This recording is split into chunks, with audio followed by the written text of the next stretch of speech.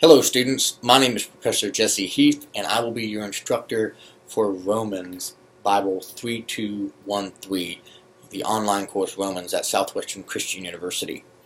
I just wanted to record this video, introduce myself to you, tell you a little bit about my background, and go over a little bit of the syllabus with you guys. Now, it'll be your responsibility to read the syllabus on your own, online. Also, my biography and information about me is on the online site as well. But I wanted to share this video, let you see it. Now, you'll notice that I look a little bit different between this recording that I have now and some of the other video lectures that you'll watch of me. And that's because this recording is from March of 2017, and some of the recordings that you're going to see online are going to be from 2015, maybe even 2014. So some of them are about 2 or 3 years old. So, if you see a little bit difference of me, my age, got a little bit more gray in my beard, that's why. So, again, just to kind of start off, my name is Reverend Jesse Heath. I am the adjunct professor of theology and church history at Southwestern Christian University. That, however, is not my full-time job. I work full-time for the International Pentecostal Holiness Church, which is a major Pentecostal denomination that's based here out of Oklahoma City. If you're familiar with the Assemblies of God or the Church of God, we're very similar to those groups. Wesleyan holiness in our background, but Pentecostal as well. And so I work for the IPHC as the assistant archivist for the denomination. If you're not familiar with that term, if you're familiar with the National Archives in Washington, D.C., the National Archives, the purpose of that archives is to preserve and protect anything that helps tell the story, the history of the United States. My job is the same, except it's only for the IPHC, for the denomination. So I'm the assistant archivist for the denomination, so my job includes doing original research into the history of the Pentecostal Holiness Church, helping others with their research, helping them find source information, especially within our collection. I add to our collection by trying to help find other material that would help tell the story and the history of our church. And I catalog information as it comes in, and I love it. I love my job. I get to study history, church history, and very specifically the history of the Pentecostal Holiness. I've been ordained in the Pentecostal Holiness Church for about 3.5 years now. I've been licensed in the Pentecostal Holiness Church for about 9 years before that. So grand total, that math was a little bit off. I've been in the denomination probably almost 12 years now, about 11 years, a little over. But I've worked here for the denomination, and I've been ordained for the last 3.5. So, anyways, so that's my full-time job, and I'm also a pastor of a small PH church over here in Yukon, Oklahoma. So I was raised in the home of an Assemblies of God pastor. Both my mom and my dad were both AG ministers. My dad was pastor for most of my life. So I grew up as a PK. I was a preacher's kid. And so that kind of gives you a little bit about kind of more my upbringing is. As I already said, I'm the adjunct professor of theology and church history at Southwestern Christian University. I attended at Southwestern as an adult student learner myself in the, what back then they used to call it the BIBL program, but it's the adult studies program now. I lived about an hour and a half away from Oklahoma City, and I drove up here one night a week for 4 years to complete my Bachelor's of Science in Biblical Leadership. After that, I continued on to Liberty University, where I did a Master's of Arts in Theological Studies, and then I completed a Master's of Divinity in Church History. My Bachelor's was completed in 2012, my Master's of Arts in Theological Studies was completed in 2014, and I finished my MDiv last year in 2016. So I've been teaching here at Southwestern for about 3 years now, in the online and in the traditional program. And Let's see, my wife and I, we live in the metropolitan area. We have 4 daughters, one of which is 21, lives in another town. She's married, has a baby that's, I shouldn't say baby, she has a toddler. My granddaughter is about 2.5 years old, almost 3 years old. But 4 daughters, grand total. I still have 3 living at home, one of which who's 20. I don't look like it, but I am I'm slightly old enough to have daughters that old. I can go into that story. You can email me and I'll explain that more. But my wife is a licensed marriage and family therapist. She works for a drug rehab center for women and their children here in the Oklahoma City metro area. And my wife and I, we've been married for about 13.5 years. I love my family, I love my wife, and I love what we do. I love teaching, I love history, I love church history especially, and I love studying and teaching the Bible. So you can go online and read kind of more of my personal testimony in the bio that's posted online. But I also wanted to go over the course syllabus with you guys a little bit. And please know, here in about a couple of days, I'll be sending email.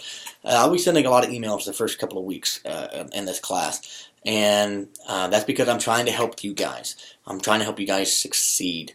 Now, again, I know what it means to be an adult student learner. I know what it means to juggle the responsibilities of being a college student while having the responsibilities of working full-time and having a family and being a mom or a dad. I get it. Raising kids and having to work and going to school, it's a lot to juggle. And some of you may be feeling that your education is just hard right now. It's just hard to go to school and to complete this. But I just want to encourage you and let you know that you can do it. My wife and I both did it. In fact, my wife came here as an adult student learner at the same time that I did, roughly. And in fact, my mother, after my wife and I started, my mom came to Southwestern Christian University and did her bachelor's as an adult student learner as well. She completed her degree before she passed away. In 2015, she passed away then. But if my mom can get her degree, and my wife and I can get our degrees, especially working full-time and raising kids, you can do it as well. Now, that being said, this is college, okay? This is not something that you're just going to show up and get A's for. Especially this class in Romans. This is an exegetical class. This is a junior level course. You're expected to know how to write. You're expected to know MLA. You're expected to know you're expected to know how to use proper English and how to use proper grammar and punctuation. You're expected to know how to write academic papers. And so if you've been kind of sloughing off and getting by in your classes online, you may find that this class is going to be a little rough for you. And the reason why that is because as a student learner, when I went to school, I know what it means to go from an undergraduate degree and then especially to go on and go to grad school. I want to make sure you're prepared for graduate school. In some cases, you have to be careful. If you're not working hard, you may not be ready to go to grad school. And so I especially if something like this in Bible and theology, I want to help you guys prepare and be as ready as you can be for what God has called you to do moving forward in your life. And so I'm going to hold you accountable to proper grammar. I'm going to hold you accountable to proper MLA format, and I'm going to hold you accountable to just the basic following of instructions, assignment instructions. So this is a junior level course. This is an upper level course, and I'm gonna expect that you guys know what you're doing, that you know what I'm asking you to do. And if you don't, that's fine. You can email me and you can ask questions. I help my students if they don't know what to do, if they're struggling a little bit. But here's my rule of thumb. I give you grace, okay, if I see that you're working and you're trying. If you give me a little grace as far as time to turn around and get your grades back to you, I give you grace when I'm grading the papers.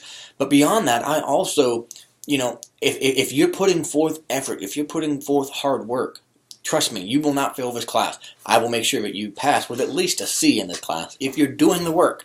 If you're not doing the work, I can't help you. I can't give you grace when you haven't done anything. So you'll find, as we go through the syllabus here in a second, that you'll have opportunities to work, and you need to do it as well as you can in those assignments. So again, this is BIBL3213 Romans, and a prerequisite for this class is Bible BIBL3213 Biblical Hermeneutics. If you've not taken hermeneutics, you might need to call and speak to the director of the online program and let them know that you have not taken hermeneutics. You might have some problems in this class if you haven't taken hermeneutics, because you're going to use hermeneutic principles that you learned in biblical hermeneutics when you write the final paper for this class. This is going to be an exegetical paper, and you've got to know how to do that. There are 2 textbooks for this class. Both of the textbooks are written by N.T. Wright. They are both Paul for Everyone, Romans Part 1, and the second one is Part 2. So you should have these textbooks. You're also going to need to use your Bible. The online portal says that you need to use the New Revised Standard Version or the NIV. I would also throw in the English Standard Version. Do not use the Message Bible. No paraphrases, basically, what we're trying to say there. This is going to be a systematic study of Paul's letters to the church at Rome, with special emphasis being placed on great doctrinal themes in the letter: salvation, sanctification, glorification, things like that. Paul has a lot to say about the law and about grace and about the Holy Spirit in the life of the believer. So practical application of this writing of the book of Romans to contemporary issues is also going to be explored. So by the end of this course, hopefully you'll be able to recall the basics of the book of Romans, including the author, the date, and the purpose of the book, describe how scholars interpret difficult texts within the letter, restate various points of Paul's theology, especially when it comes to justification and the law, and you're going to be able to, hopefully, you're going to be able to write an exegetical paper, which will include a word study. So you can look at the course outline to see kind of what kind of topics are going to be split up week to week. Again, this is an accelerated online course. You got 5 weeks to go through the whole book of Romans, and so that's what you have here. So very quickly, I just want to go over some of the assignments with you guys as you get started. One of the assignments that you're going to have is going to be a weekly spiritual life forum. You just receive some points just by posting into the live forum each week. There's a given topic, kind of a devotion that you read, and then you just give your response to that post. In the spiritual life forum, I require at least 150 words. Those are due every week by Sunday night at 11:59. All right. So week 1 starts on Monday. The life forum for that week, the spiritual life forum, is due the following Sunday at 11:59 p.m. And again, a minimum of 150 words. If it's any less, you'll lose some points. Obviously, you're going to have your reading assignments that you need to be doing, both in the Bible, but also in the textbook. You have the online video lectures, and then you have some lectures that I had provided and recorded for you as well. You have web links. I highly, highly encourage you to look at and examine these web links, because some of these web links are not only to resources about some topics about the book of Romans, but it's also going to help you with MLA style formatting, help you to avoid plagiarism, citations on how to properly cite, how to use how to find some academic sources using EBSCOhost, Google Books for academic research, and so on and so forth. You'll find out, especially with the weekly assignments and the weekly discussion forums, I require peer-reviewed academic sources. So this means that they have been looked at by other academics, and they are reviewed and edited before they are published. Okay, these are online journal articles which you have access to through Southwestern Christian University's library. So call the university librarian and find out how to access that information.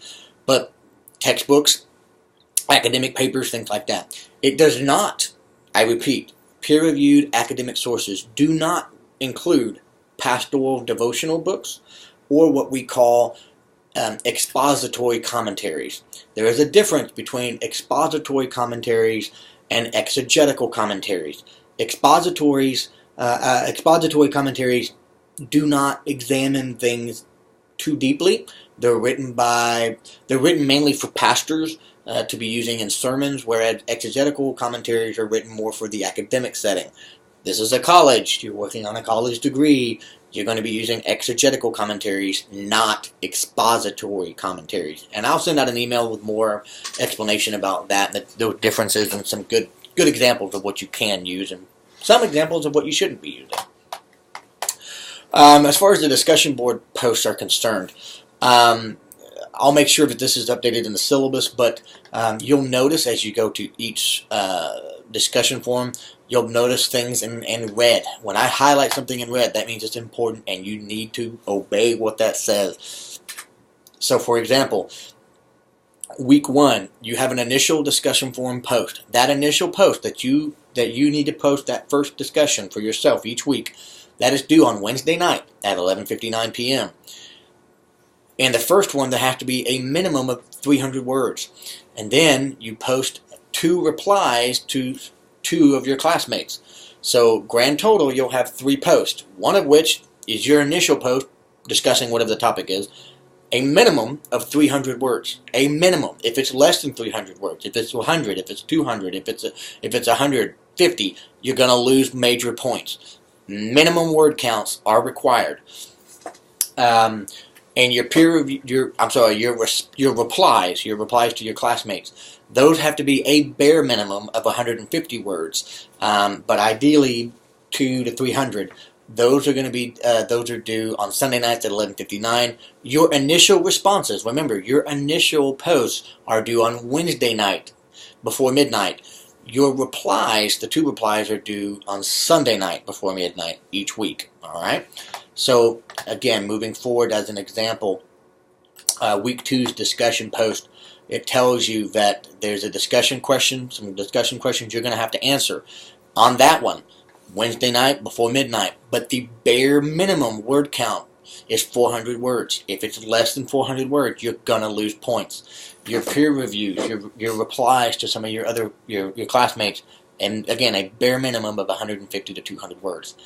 You have assignments, weekly assignments each week, and each assignment is going to help go towards the final exegetical paper. So pay attention to some of the things, and you'll be practicing you'll be exercising and practicing some skills on how to do some of that research. And so 3 to 5 pages typically on the weekly written assignments, and 2 to 3 peer-reviewed academic sources in each. For example, for week 2's written assignment, 2 to 3 peer-reviewed academic sources. I'll be sending out more emails with more instructions as we move along in the online course, and I'm excited to be in the class with you. If you have any questions, please call me. If I don't answer, please leave a voicemail. I'll get back to you within 24 hours. Best way to get a hold of me is via email, and I'm here for you, and I'm excited to be studying the book of Romans with you. God bless.